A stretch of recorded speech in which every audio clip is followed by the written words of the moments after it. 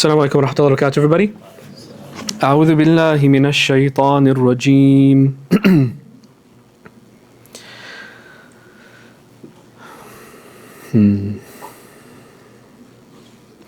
قال فعلتها إذا وأنا من الضالين ففررت منكم لما خفتكم فوهبني ربي حكما وجعلني من المرسلين وتلك نعمة تمنها علي أن عبدت بني إسرائيل. أعوذ بالله من الشيطان الرجيم. بسم الله الرحمن الرحيم. رب اشرح لي صدري ويسر لي أمري واحلل عقدة من لساني يفقهوا قولي. Can we get someone in the back to close both doors, please, if everyone's in? Khalid, if you don't mind. Thank you. Salam everybody, long time no see, how y'all doing? It's been what, like a month and some change, like $150 or so? Yeah? Alhamdulillah, good to have you guys back. Today we're gonna try to test it out. You give us feedback at the end if we're going, because we haven't been starting after Isha for quite a while, so if I'm going too far, feel free to let me know or let any of the team members know. I'm gonna plan on stopping by 9:30 or earlier today, at least for the lecture part, inshallah. There was something else too, and I forgot, so it probably wasn't important. So Bismillah, let's get started. We were overall, if you weren't here, I'm going to catch up to speed right now. We were overall looking at the story of Musa alayhi salam through the words of Allah directly. And we got to the part where we have been discussing the actual conversation and confrontation and the debate. Really, it was kind of like a debate, like an American debate. So it's like one was smart and one was really dumb. It's like an American debate, right? So there was a debate happening between Musa and the Pharaoh, and that's where we left off. I introduced it a little bit, but we didn't really finish it. So today I'm going to try my best to finish it, and if not, we'll do that next time, inshallah. Here's the theme, though. Okay, let's just. I want to make sure you guys leave with a message today. The theme, the lens I want to see these like page and a half, 2 pages. The theme is going to be power. Power is a really important conversation to have, especially in Islam. Power, I'm going to define that as the ability to influence other people or systems. Power is the ability to influence other people or systems. When I say the word power, you might think of Donald Trump, you might think of Netanyahu, you might think of a president or a queen or a king or your manager at work potentially. They have a lot of power over you, right? You might not want to pick that extra shift up at Wendy's and they make you pick up the extra shift at Wendy's because they have power over you. Are you going to be a team player or not? Like that kind of power, you know? Your spouse can have some power over you. That definitely goes both ways. Men have some certain amounts of power and types of power. Women have certain types of power over men. Your children can have power over you. They can influence you. My daughter has a lot of power over me, even though she's very like frail, but she has a lot of power over me and I don't get to sleep because of her, alhamdulillah. You get the idea though. Power is not just in the political sense. We're talking about a political story. This is why I'm bringing this up. The theme is power, not politics. Although right now we're talking like Musa alayhi salam is talking to a politician, and there's a power dynamic that I want to walk you through that's happening there. There's like a dance of power that's going to happen between Musa and Pharaoh, a very quick, elegant dance that Musa does around Pharaoh. But I want you to, all the dirty tricks that Pharaoh tries to do to gain power, and all of the legitimate ways Musa tries to gain power, I don't want you to just think politics. I want you to think marriage. I want you to think work. I want you to think friendships, because there's power dynamics in every part of life. So I want to show you some ways you may be overpowered illegitimately by people through Pharaoh's speech. Okay. One thing, remember, that we talk a lot about at Tanzir is that Quran is very alive. This is not just a story. When Allah's showing us one way that a man tries to gain power illegitimately, i.e. Pharaoh, he tries to gain power over Musa and his people illegitimately by using very sleazy, emotionally deceptive, gaslighting means, then you need to pay attention and try to find in your life, where is that happening to me right now? Either on a social level or a personal level. Does that make sense? On the other hand, with Musa, the way that he talks alayhi salam, that becomes a lesson in how can I use his tactics to gain good power in my life? Because power is not a negative thing, it's a very neutral thing. There's negative and positive power, right? But I just want you to keep this in mind. So let me start from the very beginning, because we did already an intro and I want to pick up from there. Musa alayhi salam is ordered, he's on the mountain, he's ordered to go to the Pharaoh, he's told to speak nicely, which is weird. Speak nicely. قُولَ قَوْلًا لَيِّنًا. Speak to him kindly. Be very easy. The word lean, you might have a lean in the audience, or like a liana or something. It means soft, like speak softly. Be easy with them. Don't be harsh. Even if they're harsh with you, you have to like kind of be easy with them and stuff. But he's given 2 commandments that he's supposed to deliver easily, with ease. The first commandment Musa is told to give the Pharaoh is, or the first message really is, I'm sent by Rabbil Alameen. I'm a messenger of the master of all nations. Very simple. That's message number 1. Message number 2, release the slaves, to put simply. Remember in our story, that this villain in this story enslaved what the Bible estimates to be around 500,000 people or so. Allahu Alam what the real number is, but likely a couple 100,000 people were enslaved under the Pharaoh. These were the Israelites, okay? So the 2 messages, what's message number 1 again, everybody? I'm the messenger of Rabbil Alameen, of the master of all nations. And message number 2 is what? Free the slaves. Release the Israelites. Okay. What is Pharaoh's first counterpoint to this message? Because it's a very clear message. I'm a messenger, release the slaves. Pharaoh's first rebuttal is, Alam nurabbika fina walida? Didn't I raise you here, boy? Didn't I raise you as you were a baby? Now we talked about this already, but does this have anything to do with message 1 or message 2? Nothing. This, what you're going to find Pharaoh regularly do throughout nearly this entire, actually literally throughout this, every word that flaps out of his mouth is going to be some tactic of emotional manipulation. You can call it gaslighting. He's gaslighting. Because by the way, did he raise Musa as a baby up until he was young? He did. Absolutely he did. But does that have anything to do with message 1 or message 2? Nothing. Pharaoh, Musa is coming with this logical point that he's trying to make, and Pharaoh is trying to drag Musa alayhi salam down into the emotional realm. Okay? This is the first thing he says. The second thing he says is, Pharaoh, وَفَعَلْتَ فَعَلَتَكَ الَّتِي فَعَلْتَ. And you did that thing that you did, that I know you did, that you know that I know that you did. I love that repetition. وَفَعَلْتَ فَعَلَتَكَ الَّتِي فَعَلْتَ. It's very, very cute. What is that thing that he did that he knows he did? Yeah, the manslaughter, murder, whatever you want to call it. He killed a man by mistake, and Pharaoh's now using that as blackmail. I want you guys to remember the scene that we painted last time, is that you have Pharaoh, probably because his self-esteem is so low that he's sitting up on some throne or something. And then you have Musa and Harun, that probably have like marks of travel on them and wearing robes and whatever. And then you have, because you don't meet Trump alone when you visit the White House, he's surrounded by all his goons. He's surrounded by his cabinet members, by generals, by decision makers, by movers and shakers and donors and whatever. People that like, they have just as much pull as the president sometimes. And even the leaf people, they're there too, that like fan him or whatever, right? So he's surrounded by all of these people. And he's saying, you have to like, I want you to imagine Pharaoh talking, Musa's reaction, alayhi salam, and the reaction of the room is just as important. That's a main character in the story that I want you to keep in mind, okay? So the Pharaoh says, and you did that thing that you did. How do you think the room reacts? What was that thing you did? Oh my God, you don't know. I'll tell you after. I'll text you. Like that. Because he's trying to delegitimize the message by delegitimizing the messenger, quite literally here. This is a dirty power tactic. I'll delegitimize what you're saying by trying to delegitimize how people see you. Does that make sense? And then he puts the cherry on top of this kafir cake. He says, وَأَنْتَ مِنَ الْكَافِرِينَ. And you are, this is Pharaoh talking to him with the irony. And you're ungrateful. How dare you, you ingrate. I raised you. How dare you come up to my palace and tell me to free my slaves. You ingrate. وَأَنْتَ مِنَ الْكَافِرِينَ. Musa, as we talked about last time, there's a couple things that he did. Listen, I'll just repeat what he said. قَالَ فَعَلْتُهَا إِذًا. He said, I did do it. I did do it. He doesn't hide from it. He dealt with it already. I'll remind you that Allah saved him from the shame. We learned in Taha, وَنَجَّيْنَاكَ مِنَ الْغَمِّ, Allah says to Musa alayhi salam, that we slowly saved you from that depression, from that gham. Gham from ghamam. Gham is like a cloud that follows you wherever you go. Like no matter what you do or where you go or who you're with, you just feel like this overhead.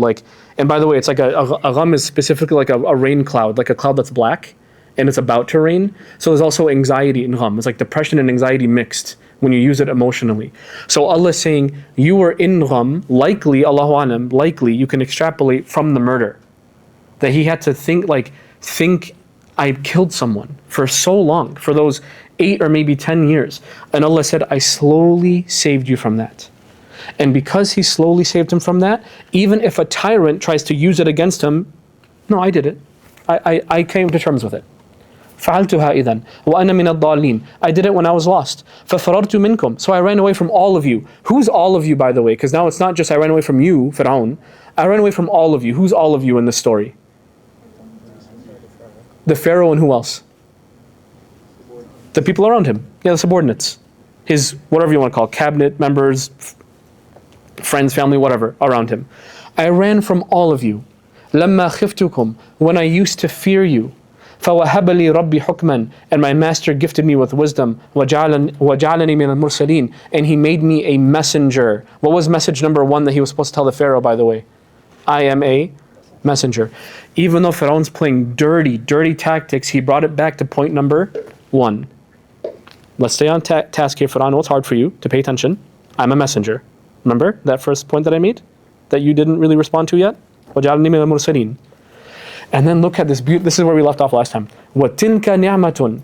And what a favor for you to call on me. What is the favor, by the way, of him raising him, right? Because Pharaoh, there's a stepdad thing going on here, right? With Pharaoh and Musa. Pharaoh, by the way, you have to remember, Pharaoh loves Musa alayhi salam. This is not, for whatever reason, not well known in the story, but very clear in Taha, that Pharaoh has a very special love for Musa. Like, it's not just like a, I allowed you to live situation. It was like a, I love this boy and I will do everything I can to protect him type situation, okay? So Musa responds with, and that the whole you raising me thing, that is a favor that you did for me, thank you.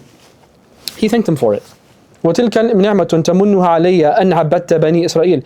But is that really the favor you're going to list and that you're going to tell me overrides you enslaving a whole race of people? You're saying that you raising one Bani Israeli kid is going to make up for you enslaving and slaughtering thousands of others? The math's not mathing. How make that make sense? Now, I told you the third character in the story is the audience, right? So you ever watch a tennis match when they're going like, and like in a debate, there's a lot of the same thing going on, right? So Musa came up and he's like, I come on behalf of the master of all nation. You have to remember, in all of their heads, who's master? Pharaoh is master. He put it in everyone's head. I'm master. It's me, right? مَا عَلِمْتُ لَكُم مِّنْ إِلَهٍ غَيْرِي. He at one point. I don't know of any God for all of you except for me. He outright said it. I think there's a hadith of Shaitan saying like I didn't tell him to say that or something. But he literally said something like this like a number of times in the Quran. But that was like the most heinous part of it. But regardless, when Musa a.s. comes up to his steps and says, I came on behalf of the true master of all nations, they're like, and look at Pharaoh. And Pharaoh's like, oh yeah, you did that thing that you did. I'm like, and look at Musa. And Musa's like, that's a stupid favor for you to list on behalf of you enslaving a whole population. They're like, oh, that's a good point. And they look back at Pharaoh. You see what they're doing? They're going back and forth. Notice none of them are talking though. It's all just Musa and Pharaoh. Okay, let's keep going. قال فرعون. Pharaoh responded. So notice he brought it back, the message one being, I'm a messenger, message 2 being what again? Free the slaves. He literally brought it back, even though Pharaoh tried to bring him to the emotional game. Musa kept it on the logical. He kept on message. He brought back, I'm a messenger for a second time. He brought back free the slaves for a second time. Does Pharaoh answer either claim? Again, he does not. قال فرعون. Pharaoh refuted. He said back, وَمَا رَبُّ الْعَالَمِينَ. And what is this master of all nation of yours? A proper way to ask this question would be, Man Rabbul Alameen. Who's the master of all nations? The way that he's asking this is disgusting. What is this? You can think of it as like, وَمَا رَبُّ الْعَالَمِينَ. What is this God of yours? What God? What are you talking about? مَا رَبُّ الْعَالَمِينَ. You know, this is a way, by the way, if you ever watch debates online, debates from like, and you guys know these names like Ben Shapiro or like Charlie, the late Charlie Kirk, or a lot of other individuals that like, they're really good at debating children. They're really good at debating anyone under the age of 20, right? But when it came to debating big boys and big girls, they're not really good at it. Like I remember, what's his name? Norman Finkelstein? Is that the name of the? I remember at one point he went off on Twitter. This is like a year and a half ago on Ben Shapiro being like, Ben Shapiro, if I start wearing diapers, will you then start to debate me? If I enroll back in community college, then will you debate me? What do I need to do, man? How young do you want me to go? How young do you want me to go? Like these kind of debates, right? You'll notice one tactic that they do Whenever someone brings up a legitimate point, they'll go like this. Wow. You seen this guy? Look at this. What an idiot. Now, is that an argument at all? To be like, wow. Wow. Really? Really? Wow. Look at this guy. Look at her. Is that at all an argument, a rebuttal about anything? No. But you know what's interesting, Wallah? In our brains, because that causes an audience to laugh, and keep in mind, when these weak men and women debate, they're surrounded by people that support them, yes? So like a classic Steve Crowder or whatever the heck his name is, like what is his booth thing, his famous booth thing? Yaqub, what is it? Yeah, I changed my mind, as if he's gonna change his mind, right? But like when he does these events, he's surrounding himself by people that already agree with him. So when he makes fun of the opponent, who's laughing? Everybody's laughing. Everyone's laughing. And that makes the watcher feel like, oh man, Stephen's winning. Whoa, that was a good point. Did you hear how many times he said, wow? That was, oh my God, I didn't think about it like that. It makes you, I know it sounds dumb, but Wallah, watch over these debates and it makes you feel like they're saying something. Right? It makes you feel like this, you know, it's a really cheap way to make them feel powerful, and in reality, they're not saying anything of value, right? Back to the power thing, by the way. Pharaoh has a lot of power in this scenario. In fact, you can argue it's crazy he allowed Musa to even arrive at the doorsteps and didn't kill him. Because we know that there's a there's a warrant on his head, right? Musa alayhi salam has very little power. What do you think happened after that first interaction of Musa delivering a message and Pharaoh acting like a child? What do you think happened in the eyes of the people? A little bit, the power of Pharaoh was a little bit questioned because he lost that first round. And the power of Musa went a little bit what? A little bit up because he kept on message. He could have played the emotional game. He could have. He could have been like, I'm a kafir? Are you serious? Look who's talking. He could have. That would have been really easy. Right? You raising me has nothing to do with this, man. Easy, easy, easy. I mean, he's trying to tug at his heartstrings, right? Easy. Because he kept on message, now people are starting to see power dynamics shifting a little bit. Nothing crazy yet, but a little bit. You see that? Okay. Then Pharaoh hits and what master? What are you talking about? What master of all nations? Qala, he said, Musa said, Qala Rabbu samawati wal ard. He said, the master of the skies and the earth, wa ma baynahuma, and anything in between them. In kuntum muqinin, if you guys are willing to be convinced. Again, when he's using the plural, if you all are willing to be convinced, who's he really talking to? The people around him. In this interesting word, muqinin. If you're muqin on something, it means you're convinced, like you're willing to be convinced. You're willing to be convinced, okay? Musa sees his opponent doesn't really want to change his mind. It's like that same thing. Change my mind? But in reality, he's got no intention of ever changing his mind about anything. This opponent, Musa alayhi salam, knows that Pharaoh is not going to change his mind. So what he did then, very intelligently, is he shifted focus away from the one he's debating and actually shifted it towards other people. Maybe I can get some of them. If you guys are willing to be convinced, well, then he's the master of the skies and the earth and what's between them. And by the way, why is that significant? Master of the skies and the earth. In Egyptian mythology, this is an argument people make, in old Egyptian mythology, they had a main god called Ra. Ra was the sun god. Either he was the sun or the sun god or whatever, right? And Ra had children, and the children were the pharaohs. Right? Every time someone gets into power, nowadays and even back then, they'll create some sort of mystic religion around like why we deserve to be the chosen people. Right? I use those words tactfully, but you get the idea, right? So we're the chosen people because we're the sons of Ra, and that's a sun god. And their idea was Ra ruled and owned the skies, and the pharaohs ruled the what? The earth. And Musa's like, actually, this master owns the skies and owns the earth and actually owns everything in between. If you're willing to be convinced. That is a slap across the face of the entire theology. It's like in one statement, he completely dismantled the theology. Okay. Pharaoh refutes. قَالَ لِمَنْ حَوْلَهُ. Pharaoh said to the people around him, to whoever was around him, أَلَا تَسْتَمِعُونَ? Aren't you listening? There's two ways you can think of this. Number one, it could be like he's making fun of him. Like, are you listening to this guy? Are you listening to this? Look at this. It's so stupid. The other way to think of this is Musa just insulted the Pharaoh's religion, which also means he just insulted the Pharaoh's power. Like, we're very used to this. You know how like politicians in our country really like to pretend like they're Christian? Right? They really like to pretend like they're Christian. Right? Trump is really weird with it. Like, he'll one day like kiss the Bible or something, and the next day be like, I'm not going into heaven. Like the other day. He literally said that. It's so weird. Right? But they really like to pretend like they're good Christians a lot of the time, right? Why is that the Islam? It's okay, mashallah. I like them more now. I mean kids, okay. So what was I talking about before the cutie came up? Yeah. My point is religion and power almost all the time come hand in hand. Like, there's truth to this idea, religion is the opium of the masses. I'm sure like those of you who've taken a philosophy class have heard that before. That's not the full quote, but there's a lot of truth to that. There's a lot of truth that religion is the opium of the masses. Because religion has always in human history, pre-Islam, during Islam, by Muslims, using Islam even, in our history. We've done this before. And today with Christianity, and especially with Judaism, as we've seen today, they'll use the religion to maintain their power. So when you actually question the religion, what are you actually questioning in the eyes of politicians? You're questioning their positions. So they'll take it extra personally, because if this theology falls apart, so does my position. Does that make sense? Okay, so he just questioned the entire theology, meaning all of the positions of the Pharaoh. So the Pharaoh's thinking, why aren't my people offended? I thought they were on my side. Aren't you listening? Didn't you hear what he just said to you? Why aren't you offended? And Musa continues. قَالَ رَبُّكُمْ. He said, all of your master. وَرَبُّ آبَائِكُمُ الْأَوَّلِينَ.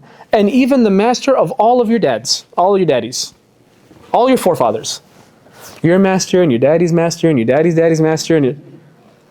By the way, I was going to say especially back in the day, but wallah, even today, you want to insult someone that has an idea, you insult their father having the idea.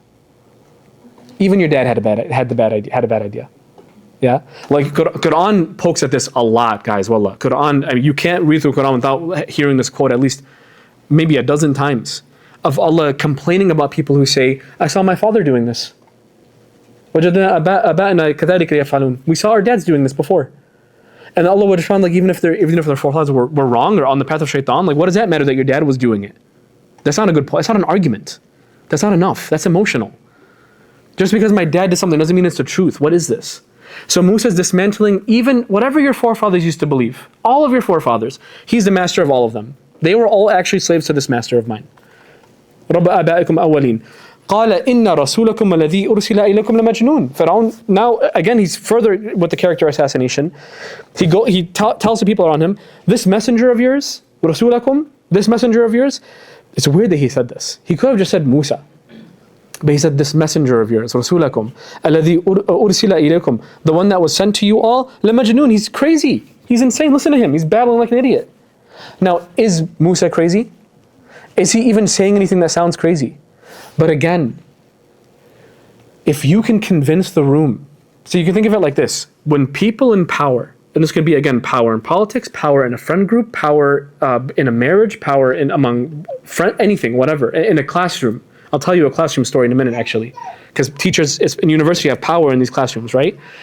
When they know they cannot shut up the person who is beating them in the debate, right? Like they have an argument, someone brings up a better argument. When that person notices like, oh my God, I'm about to lose this debate, I'm about to lose my power, what they'll do instead of trying to dismantle the argument is he'll try or she'll try to make that person look crazy or look stupid to everyone else in the room. This person's insane. Are you hearing this? And maybe the hope there becomes, maybe if I make him look crazy to everyone else, they won't even listen. So even if he's telling the truth, no one will listen to it anyway. The modern day version of this is like, oh, they sound like Hamas to me. That's like the modern day version of this. Instead of actually talking about the points, if you can call them Hamas, then you're done. Mission accomplished. You don't have to debate. You don't have to meet anyone intellectually. All you have to do is use this emotional word. Pharaoh used the emotional word crazy, right? Politicians or Ben Shapiro or newscasters or Piers Morgan or whoever will use the word Hamas nowadays. They'll use that, or terrorist. It's an emotional word. It doesn't mean anything anymore. Even anti-Semitic. People are now making fun of that because it's now being overused as an emotional reaction. Like if I'm making a point about occupation, you call me anti-Semitic, that no longer has a meaning anymore and no one's falling for it anymore. You get the idea? You see how like this is a very alive thing that people do? Just replace crazy with whatever your situation is. Whether that's Hamas on the news, or maybe your friends are like, maybe your friends are calling you crazy. Maybe your mom and dad are actually using that word, they're calling you crazy, or they're calling you like, oh, maybe they're saying things like, you're getting too religious. You ever hear that one before? You put on hijab? Why are you doing, you don't have to be that religious. What are you doing? You're becoming, oh, that's the word, extremist. You're becoming an extremist, right? They'll use that one. It's just is wearing hijab extreme? Obviously not, but it'll feel that way. When your mom and dad say it enough times, it'll definitely feel that way. How many people have stopped praying or stopped coming to the masjid or stopped wearing hijab because their parents use that word over and over and over again? And it's just an emotional argument.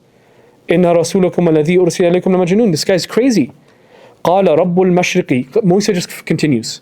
He does not fall for it. He doesn't fall for the Hamas. He doesn't fall for the crazy. He just continues on with the same points. Qala rabbul mashriqi.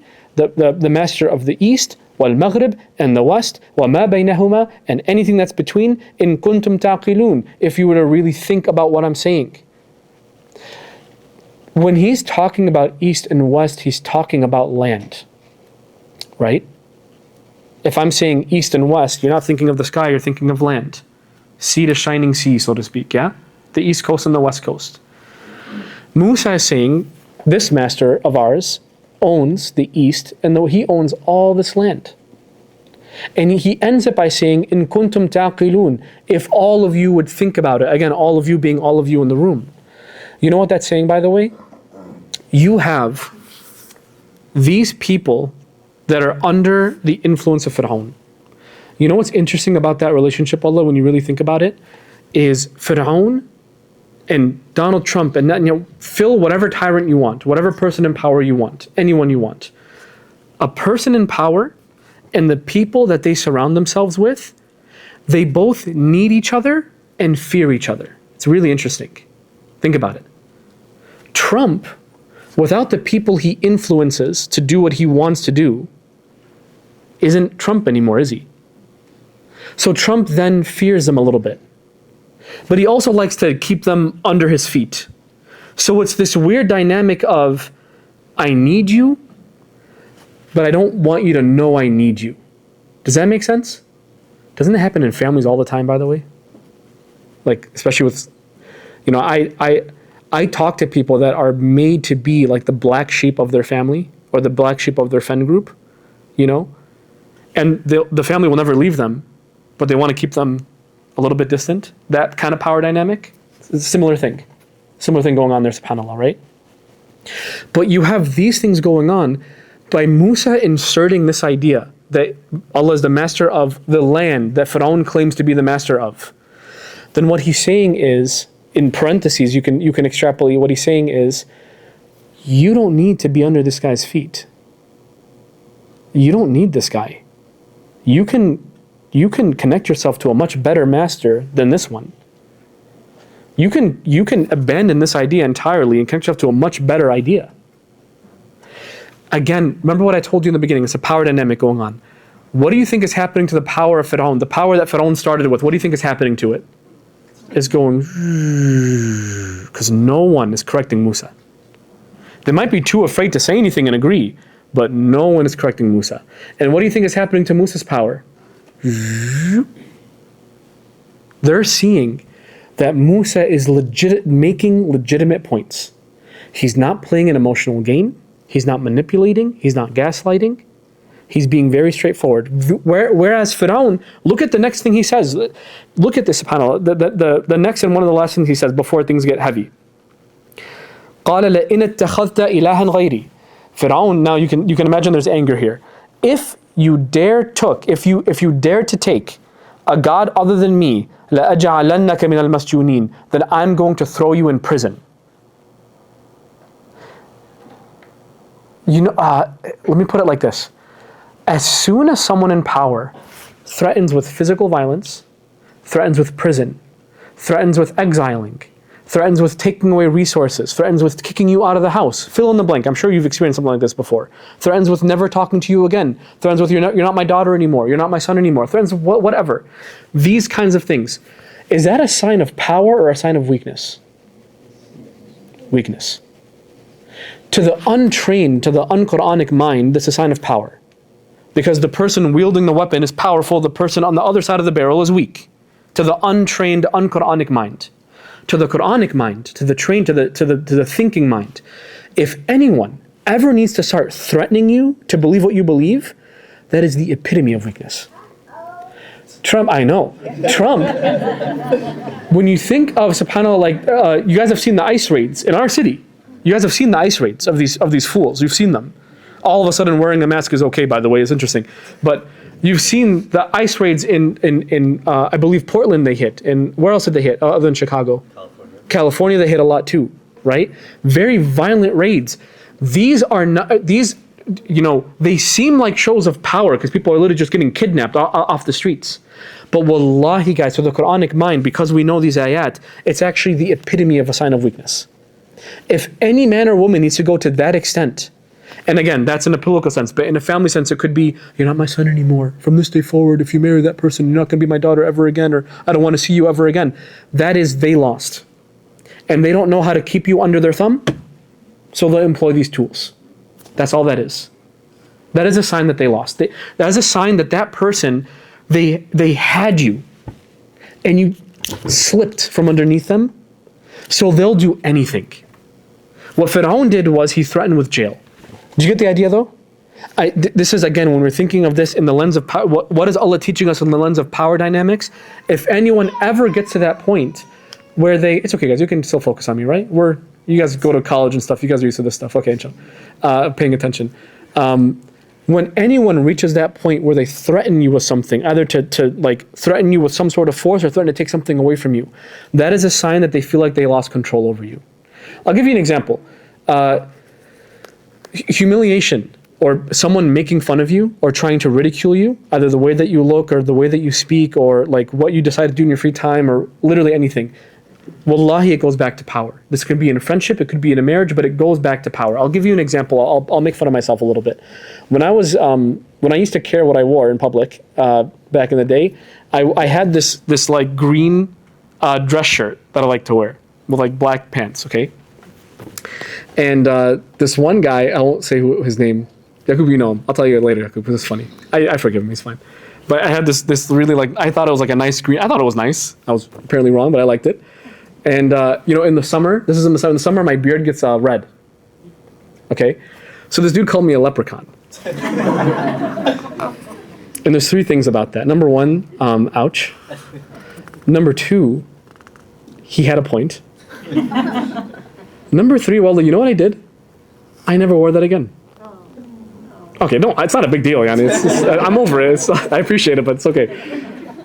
My point is, notice how when he made fun of me, what did he then do? What did he take away from me? My power. He influenced me. Remember what I say power was? Power is the ability to influence other people or systems. He influenced me just by, you look like a leprechaun. Just those hurtful words all those years ago. I never wore it again, right? And I'm using a funny example, but they're usually not very funny, wallah. They're usually not very funny. You gonna go outside on that? No, that's fine. Do whatever you want. You can take care of your own image, I guess. You're gonna marry him? All right. Okay. That is power they're trying to take.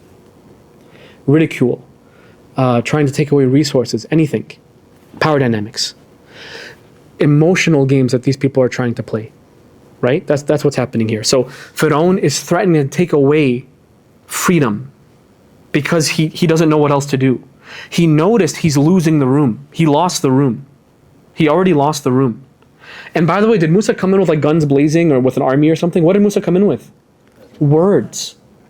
Just focused words and arguments. That's it. Words, arguments, and faith. And that was enough for a government is now starting to topple just from words. And Pharaoh feels it.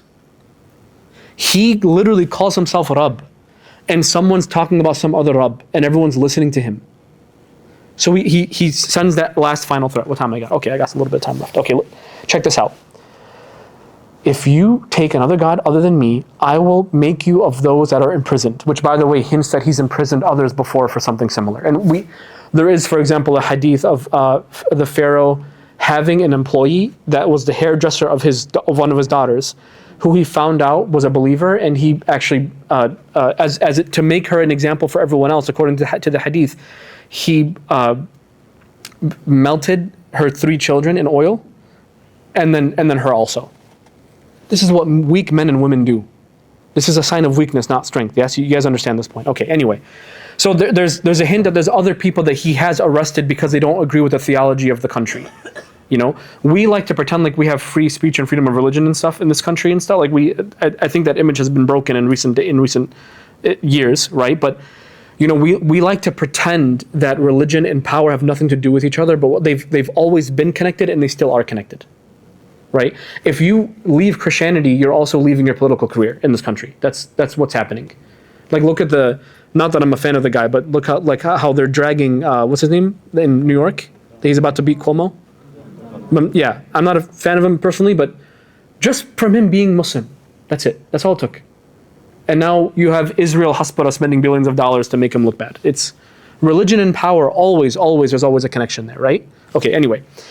So what's Musa's response? Because this is the most emotional thing. Like now, like Pharaoh threw everything he could at Musa aside from killing him, from like a kill warrant or whatever, a kill order. What is Musa's response? قَالَ أَوَلَوْ جِئْتُكَ بِشَيْءٍ مُبِينٍ. He said, even if I show you something very clear, like you're gonna put me in prison, even if I'll stop talking. Like you're very offended by my words, yeah. But even if I bring you something clear, and Pharaoh says, فَأْتِ بِهِ إِن كُنْتَ مِنَ الصَّادِقِينَ. Then bring it if you're telling the truth. Go ahead. What's Musa holding, by the way? He's always holding this staff. So Pharaoh's like, what's that? What are you going to do? A magic trick with your stick or something? What are you going to do? Right? In kunta min as-sadiqin, sarcastic here. If you're telling the truth, go ahead, bring it. That's kind of the attitude that he's bringing. Now there were 2 signs already given to Musa. If you were here before, what are the 2 signs already given? There's you can argue 9 signs in total, but 2 he's already been given. What's number 1? The staff, when he throws it down, what does it become? A snake. And the second one is what? Yeah, he put his hands. He puts a hand under his armpit, and he brings it out, and it's like white, like eggshell white, not like Caucasian white, like eggshell white, yani, okay, like a blemishless, like no blemish at all, like a whiteboard or something, like paint, okay. He says, so even if I bring something clear, and he says, go ahead, bring it if it's clear. Bring it if you're telling the truth. فَأَلْقَى عَصَاهُ. So he threw his staff. فَإِذَا. Then all of a sudden, هِيَ ثُعْبَانٌ مُبِينٌ. Then it was clearly a python, a clear python. A python is a type of snake that's like really thick and like girthy, like the kind that they don't eat, they swallow goats. And like they take like a week to eat the goat because they just they don't chew it. They just like eat and they wait, and then you hear baz and you wonder where it comes from, muffled baz, right? Another place in Quran is also it's described as having the head of a cobra. So the kind that goes like the little things on the side. I don't know what those are called, the weird neck thing going on, right? And those are faster. So the idea is like this: it's huge snake running around. Dasa, it runs around. So it's running around the court. So now there's chaos in the court. Like this, like what the heck is this thing, right? وَنَزَعَ يَدَهُ. And he took out his hand. فَإِذَا هِيَ بَيْضَاءُ لِلنَّاظِرِينَ. Then all of a sudden it was white for the people that were looking. Nadhir is an interesting word to use that Allah used here. Nadhara is not just to look, it's to look and not keep your eyes off something. Like a cute baby. Like, oh. Or like a car crash. Like, oh. Like when you can't keep your eyes off something, it's nadhara. So they're like Musa's got the attention of everybody. Pharaoh might be part of the Nadhirin, by the way. What the heck is it? Like, before he snapped out of it, you know? So like they're dodging a snake. Oh my God, look at his hand. Like that's what's happening, right? So you remember that in every prophet's story, there's something like unmistakably from Allah in every story. Like if you saw like a camel coming out of a rock, you can't really be like, that's magic. You'd be dumb to make that kind of claim. Yeah? A staff throwing down on the snake and then a staff being thrown down in front of you, because you can't be like, that's AI. It's happening in front of you, dude. You can't do that. That's not an argument. Now you're crazy. Does that make sense? So these are like unmistakable things. Pharaoh's response is really interesting. Before I tell you the response, I'll tell you one other way, another tool of abusers. I'll give you one more tool of abusers that they do. You can think it's called. You can think of it as like they change temperature. What do I mean by that? Abusers, what they do is they catch you in a web, and in this web, you're used to the abuse. Like if you've met people that are, maybe you've been in abuse before, either by a spouse or by family members, or you're the black sheep of your family, or you're the black sheep of your friend group, friends abuse too, right? And you're kind of like under someone's thumb, or you have very little power, but you feel like if I don't have them, I have no one. That kind of thing, and they know that you know that, so they'll use that against you and like use you for rides and use you for money or whatever the situation might be. People in this, may Allah help us. We're a lot of people in this situation. You know what abusers do? Is that they will exert their power and ridicule and hit and abuse and ridicule and take and imprison and lock up and all these different things. And just as the victim gets absolutely sick of it, because what happens when people reach a boiling point? What do? Enough is enough, I'm leaving. Right? That's what they do. But that to an abuser is a no-no, because then I lose my power, right? The whole point is I need to feel that I have power over you. That's the point of abuse. I need to feel that I have power over you, or ridicule or hitting, is I need to feel like I can exert power over you. Right? That's the idea. Okay. When they feel like the victim is reaching a boiling point, they turn down the temperature. They all of a sudden come home with hamawi and roses. I got you your favorite drink. I thought we can go for a walk. What do you think? Oh, yeah. Yeah, I'd love that. Oh my God, he changed. She's so different today, man. Like, she's like nice, dude. I'm so happy. Can't believe I ever complained. It must have been me. I don't know what's going on. And that lasts for how long? Maybe 17 minutes, maybe a week, maybe a couple days, maybe the next morning. And all of a sudden, hey, I was thinking we go for a walk again today. With you? No. I'm going to work. Don't call me. What happened? And it could be that if they pulled that the day before, it would have been, that's it, right? But because what did they do? They turned down the temperature a little bit and they made them feel safe. Now I get to go back to regular program, right? Ustad Naman said something really cool. He said, when abusers are nice, it's like holding their breath. When an abuser is kind, it's like you and I holding our breath. Like we can't do it for that long. There has to be a, oh man, I'm glad I don't do that anymore. Okay, back to messing with you. That kind of thing. Why do I bring this up? I told you that Pharaoh and his cronies, or like any tyrant and his cronies, or sometimes even a father or mother and their children, they have this weird relationship of, I station my power on them, but I don't want them to know that. That really weird dynamic, right? So Pharaoh, do you think he ever asked the opinions of the people around him? He doesn't care at all. He would always claim, وَهَذِهِ الْأَنْهَارُ تَجْرِي مِنْ تَحْتِي. These rivers of Egypt, they flow under my feet. I'm the boss. إِنَّ فِرْعَوْنَ عَلَا فِي الْأَرْضِ. He has his nose up in the air above all the kingdom. He thinks himself as Rabb, as Lord, literally, right? As owner. But all of a sudden, because he feels like he lost the room a little bit, here's what he does. He says, قَالَ لِلْمَلَإِ حَوْلَهُ. He said to his cabinet members around him, which, does he ever ask their opinion at all about anything? No. But he says to them, إِنَّ هَذَا لَسَاحِرٌ عَلِيمٌ. This is obviously a learned magician. So you can imagine the snake thing just happened, the hand thing just happened. He brought everyone together. They're still kind of looking. And he's like, no, come here. And he brings them, they huddle together. And he says to them, this is a magician.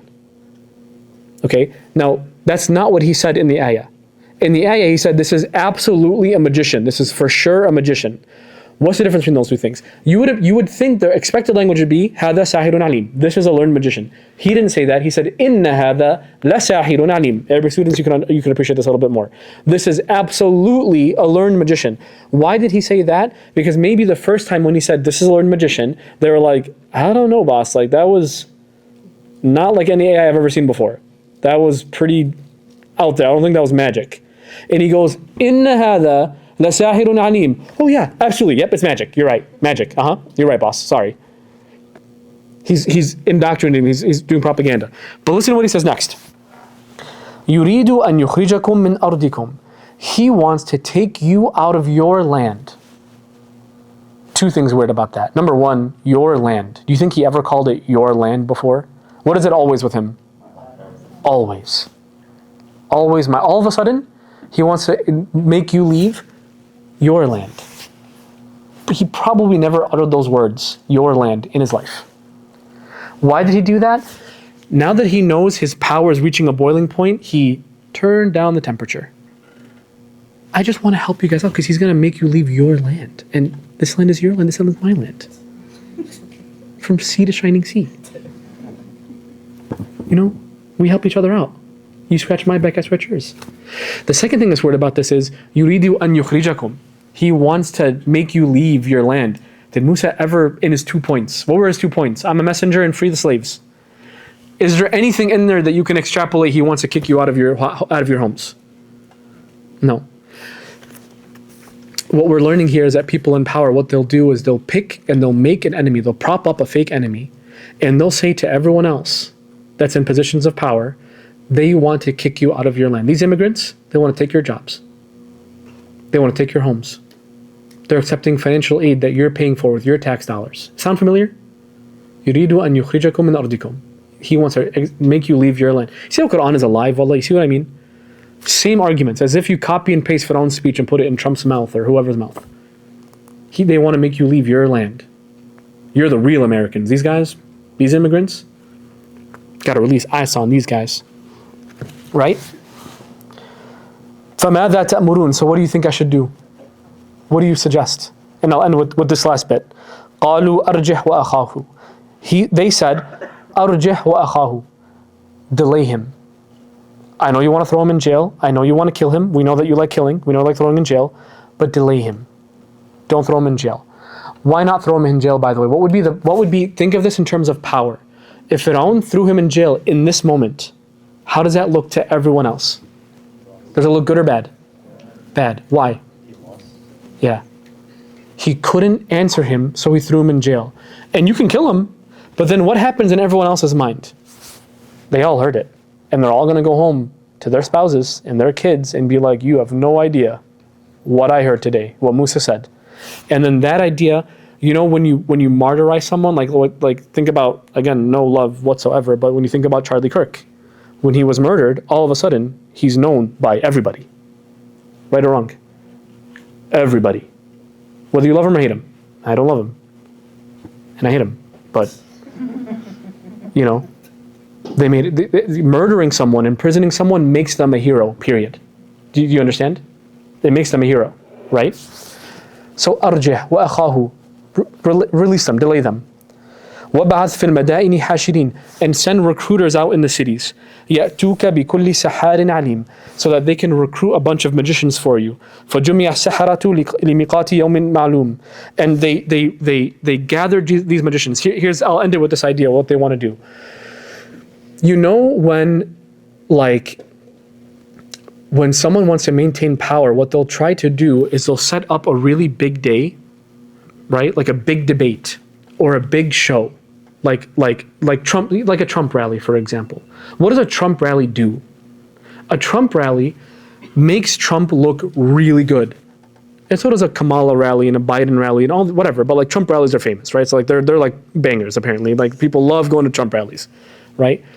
Trump rallies, what they do is they bring everyone together and they make Trump look extremely good, like really good, like curated videos and clips on TikTok, and they write all of his lines and they practice ahead of time and they do his makeup and they do the hair, whatever that thing he has on his head, and they make him look really, really good. And they make a big deal out of a Trump rally. People go from all around the country to go to a Trump rally. Does that make sense? Okay. What they want to do is they're going to make a Pharaoh rally and they're going to invite a bunch of magicians to beat Musa in public and humiliate him in public. And when that happens, this disease that Musa just spread in the minds of the people is all going to go hush. It's all going to die. We're going to humiliate him publicly, and this idea that's now starting to spread in Pharaoh's own cabinet, it'll go away. That's the idea, inshallah. That's where we're going to pick up the story next time, is how that attempt goes.